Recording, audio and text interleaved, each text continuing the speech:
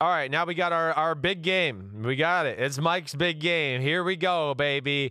It won't matter because the 49ers are going to beat the Rams and the Vikings will be in. They'll be the 6th seed, and that's that. Although there is a weird sort of a way where the Vikings can still end up somehow being the number 1 seed, which is ridiculous. Which is crazy. And I think the Rams have to beat the 49ers, obviously, for that to happen. But I think by the time we get to Monday night, the Vikings will be in as the 6th seed, and I think they'll remain the 6th seed. Yeah, okay. No, I mean, it's either way. It's got the game's got implications. You're right. It will change a little bit if the 49ers win the football game.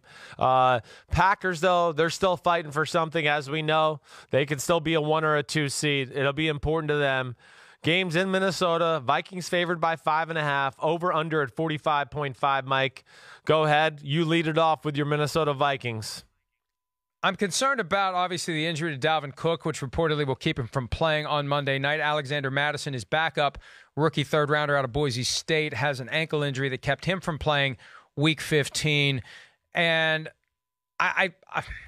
this is Kirk Cousins' opportunity, and we've seen him in 2 different occasions, one with Washington and one with the Vikings. And the Vikings game happened last year where you go into a Week 17 matchup, and if you win, you're in. If you lose, you're out. Well, he gets 2 cracks at it this year, assuming the Rams are still alive by Monday night, which may be a big assumption. But if the Rams do win over the 49ers, then it is a playoff play-in game for the Vikings. And, do I trust Kirk Cousins? I don't know.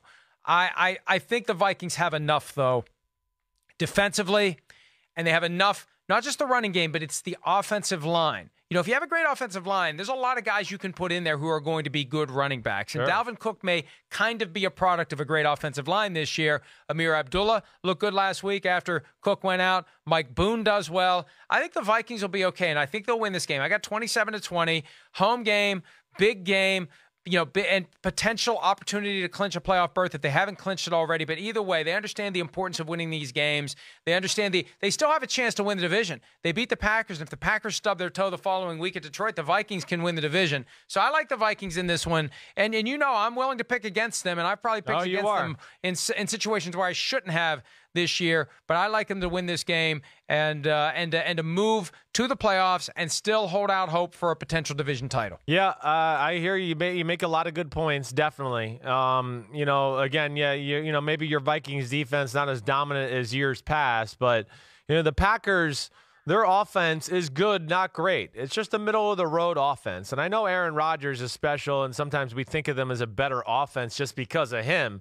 But the Vikings, they've been one of those teams that are kind of a pain in the ass for Aaron Rodgers as far as, he can't take over games versus the Minnesota Vikings, and that's because you guys got pass rushers and speed in the front 7 that contain him while he tries to bounce and move around the pocket and extend time like that.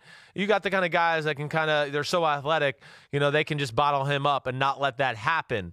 So I always like that standpoint, especially at home with the crowd noise and letting that front 4 get off the line of scrimmage a beat earlier than the Packers O-line. I think that's a little scary for the Packers as well. And then on the other side, that Week 2 matchup, again, the Vikings are better now than they were then. That was a Kirk Cousins who was still struggling and finding his way, and I think the offense in general was too. And you mentioned it. The big thing is the run game.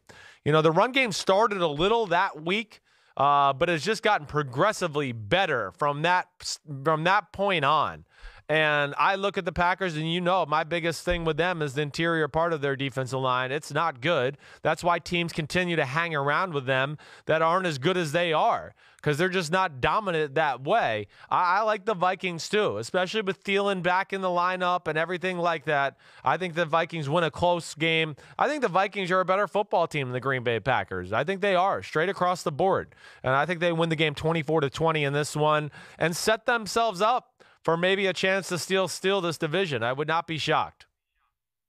Yeah, look, I can't imagine the Lions beating the Packers Week 17. Yeah, that's the big thing, right? Yeah, but I can't imagine the Vikings winning Monday night. I think they will, and this will be another one of those confidence builder games. And I think the Vikings can beat any of the teams in the NFC playoff field, home or away. So, that they're kind of the wild card in all of this that I think is getting overlooked. that they could disrupt things. And I think they will have more confidence that they go back to Seattle. They'll have confidence that they go to New Orleans. They'll have confidence that they go to San Francisco. They'll definitely have confidence that they go to Green Bay. So it should be an interesting Monday night game. The last Monday night game of the year. At least we have a Monday night game on the weekend that we don't have a Thursday night game. Yeah, the last one, a pretty good one at that. It's got some implications, and we get to watch the greatest quarterback ever named Aaron Rodgers, so I'm always excited about that. Hi, I'm Mike Tirico, and thanks for watching. Make sure to hit subscribe for the latest news and highlights from NBC Sports.